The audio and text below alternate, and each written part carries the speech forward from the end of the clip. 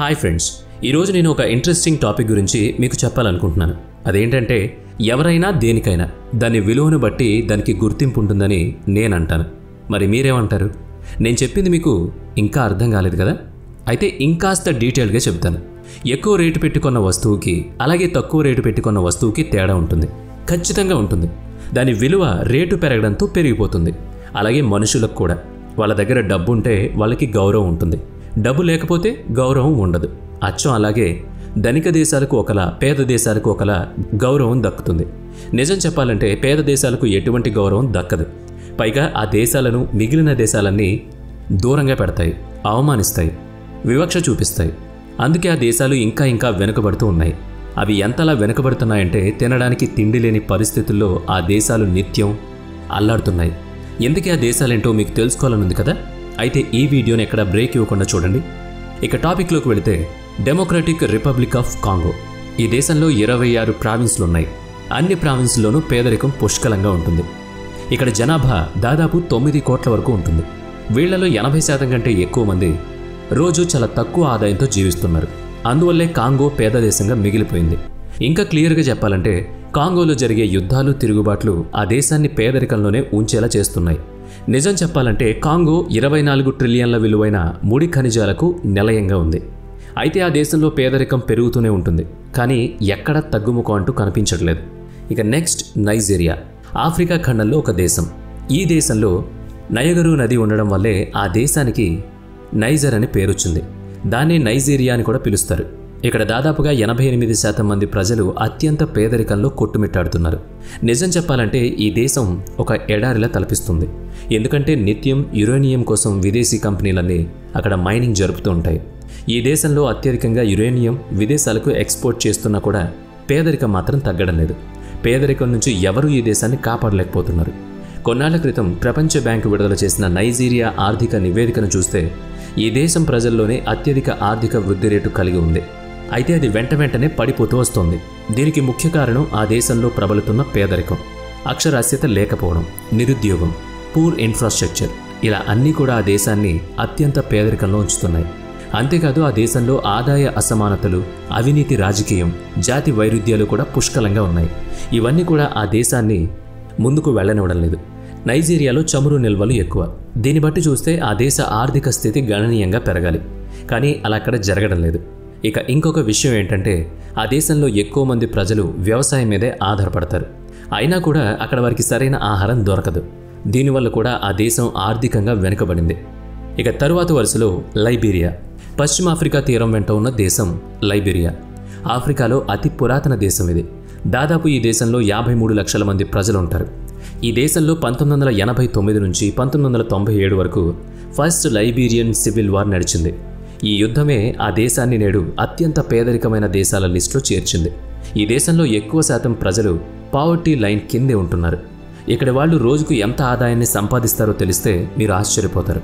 దాదాపు 80% ప్రజలు రోజుకు కేవలం $1.25 మాత్రమే సంపాదించగలరు. దీనివల్ల వాళ్ళకి సరైన తిండి, సరైన ఇల్లు కూడా ఉండవు. కష్టపడదాం అనుకున్నా కూడా అక్కడ పని ఉండదు. డబ్బులు సంపాదించాలనుకున్నా సంపాదించలేరు. అయినా ఇప్పటికీ ప్రభుత్వం దీనికి ఎటువంటి పరిష్కారం తీసుకొని రావడం లేదు. ఇక తరువాత సెంట్రల్ ఆఫ్రికన్ రిపబ్లిక్. ఇది కూడా ఆఫ్రికా దేశంలో ఉన్న దేశమే. దాదాపు ఇక్కడ 50 లక్షల మంది ప్రజలు ఉంటారు.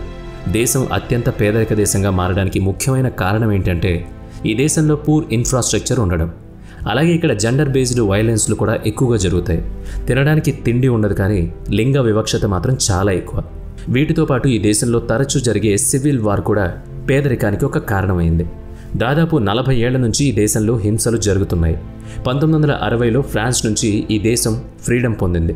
కానీ ఆ తర్వాత ఎంతోమంది నిరంకుశ నాయకులు ఈ దేశాన్ని తన గుప్పెట్లో పెట్టుకున్నారు. దీంతో ఆ దేశ జనాభా తగ్గిపోవడం మొదలైంది. మరోవైపు దేశంలో పేదరికం పెరిగిపోవడం మొదలైంది. ఇక నెక్స్ట్ ఆఫ్ఘనిస్తాన్. ఈ దేశాన్ని ఎప్పుడూ పేదరికం వెంటాడుతూనే ఉంటుంది. దానికి ముఖ్యమైన కారణం తాలిబాన్లు. ఈ దేశాన్ని వాళ్లే పరిపాలిస్తారు. దీనివల్ల అక్కడ ప్రజలకు సరైన ఉపాధి ఉండదు. దీంతో కుటుంబాన్ని పోషించుకోలేకపోతున్నారు. ఇంకా భయంకరమైన విషయం ఏంటంటే ఇక్కడ ప్రజలు తమ కుటుంబాలను పోషించుకోలేక తమ శరీరంలో అవయవాలను కూడా అమ్ముకుని జీవిస్తున్నారు. ఈ దేశంలోని పేదరికం ప్రజలను పేదవాళ్లుగానే కాకుండా అనారోగ్యవంతులుగా కూడా మారుస్తుంది. Next Sierra Leone. ఈ దేశం పశ్చిమ ఆఫ్రికాలోని నైరుతి తీరంలో ఉంటుంది. దాదాపు 75 లక్షలు ఈ దేశ జనాభా. 1961లో బ్రిటన్ నుంచి ఫ్రీడమ్ పొందింది. ఆ తర్వాత సియెర్రా లియోన్ డొమినియన్ కామన్వెల్త్ రాజ్యంగా మారింది. ఆ దేశం ఎప్పుడు చూసినా పేదరికం, పూర్ ఇన్ఫ్రాస్ట్రక్చర్, నిరక్షరాస్యత వంటి వాటితో సతమతం అవుతూ ఉంటుంది. ఈ ఆఫ్రికా ఖండంలో ఉన్న దేశాలు పేదరికంలో ఉండడానికి ముఖ్యమైన కారణాలు కొన్నున్నాయి. అవి అవినీతి, సివిల్ రైట్స్ పట్టించుకోకపోవడం, చదువు లేకపోవడం, పూర్ ఇన్ఫ్రాస్ట్రక్చర్ వంటివి ఉంటాయి. వీటి వల్ల సరైన ఆలోచన విధానం లేకపోవడం వల్ల దేశాలు మొత్తం హింసలు, తిరుగుబాట్లతో నిండిపోతాయి. దీనివల్ల ఇవన్నీ ఆర్థికంగా చిదికిపోయి చివరకు తినడానికి తిండి లేని పరిస్థితులకు వెళ్ళిపోతున్నాయి. Next Madagascar. మెడగాస్కర్ ఎలాంటి దేశం అంటే ఫోరా అలాగే ఫోనాకు నెలవైన దేశం. ఈ దేశం చూడడానికి అందంగా ఉంటుంది, కానీ ఆ దేశ పరిస్థితులు మాత్రం చాలా ఘోరంగా ఉంటాయి. ఎందుకంటే ఎప్పుడు ఏ దేశ పరిస్థితి ఎలా ఉంటుందో ఎవ్వరికీ తెలియదు. ఒక్కోసారి పంట పొలాలు కార్చిచ్చుకు గురవుతాయి, ఒక్కోసారి వర్షాలు లేక పొలాలు బీడువారుతాయి, ఒక్కోసారి దేశంలో దొరికే సహజ వనరులపై ఎక్కువ దృష్టి పెట్టడం వల్ల కూడా నష్టాలు జరుగుతాయి. ఈ దేశంలో దాదాపు 2.5 కోట్ల జనాభా ఉంటుంది. దాదాపుగా ఇందులో 75% మంది పావర్టీ లైన్ కిందే ఉన్నారు. ఇక ఇప్పుడు మనం తరచూ మాట్లాడుకునే సోమాలియా గురించి చెప్పుకోబోతున్నాం. సోమాలియా పేరు వింటేనే మనకు గుర్తొచ్చేది మనం సాధారణంగా మాట్లాడుకునే మాటలు. ఎవరైనా ఆత్రంతో తిండి తింటూ ఉంటే, ఏంట్రా వీడు సోమాలియా నుంచి కానీ వచ్చాడా అంటూ సరదాగా తోటి ఫ్రెండ్స్ని ఆట పట్టిస్తూ ఉంటారు. నిజంగా సోమాలియాలో అయితే అలాగే ఉంటుంది. కరువు కాటకాలతో ఎప్పుడూ సతమతం అవుతూ ఉంటారు అక్కడ ప్రజలు. తిండి లేక ప్రజలు అల్లాడిపోతారు. ఇక్కడ జనాభా దాదాపుగా 1,70,00,000 వరకు ఉంటుంది. వీళ్లలో ఎక్కువ శాతం మంది దారిద్ర్య రేఖకు దిగువనే ఉన్నారు. వీళ్ళంతా ప్రతిరోజు తిండి కోసం అల్లాడేవాళ్లే. 1960లో ఈ దేశం బ్రిటన్ నుంచి ఫ్రీడమ్ పొందింది. నిజంగా ఈ దేశానికి మరో దేశం నుంచి ఫ్రీడమ్ వచ్చిందే కానీ ఆర్థికంగా అభివృద్ధి చెందలేదు. ఇక చిట్ట చివరి నిరుపేద దేశం బురుండి. ఈ దేశంలో దాదాపు 1 కోటి మంది జనాభా మాత్రమే ఉంటారు. వీళ్లలో 70% మంది అత్యంత పేదవాళ్ళు. ఈ దేశంలో ఉన్న వాళ్లకు ఉండడానికి ఇల్లు ఉండవు, తినడానికి తిండి ఉండదు. ఎక్కువ శాతం ప్రజలు పబ్లిక్గా నివసిస్తూ ఉంటారు. ఈ దేశంలో నెలకొనే రాజకీయ కారణాలు కూడా ఆ దేశాన్ని పేదరికంలోకి నెట్టేస్తున్నాయి. వరల్డ్ హ్యాపీయెస్ట్ కంట్రీ లిస్ట్లో ఈ దేశం ఎక్కడో చిట్ట చివరన ఉందంటే ఆ దేశంలో పేదరికం ఎంతలా ఉందో అర్థం చేసుకోండి. మరి ఈ దేశాలపై మీ అభిప్రాయం ఏంటో కామెంట్ చేయండి. వీడియో నచ్చితే లైక్ చేయండి, షేర్ చేయండి. ఇప్పటి వరకు మన ఛానల్ని సబ్స్క్రైబ్ చేసుకున్నట్లయితే ఇప్పుడే సబ్స్క్రైబ్ చేసుకుని పక్కనే ఉన్న బెల్ ఐకాన్పై క్లిక్ చేయండి.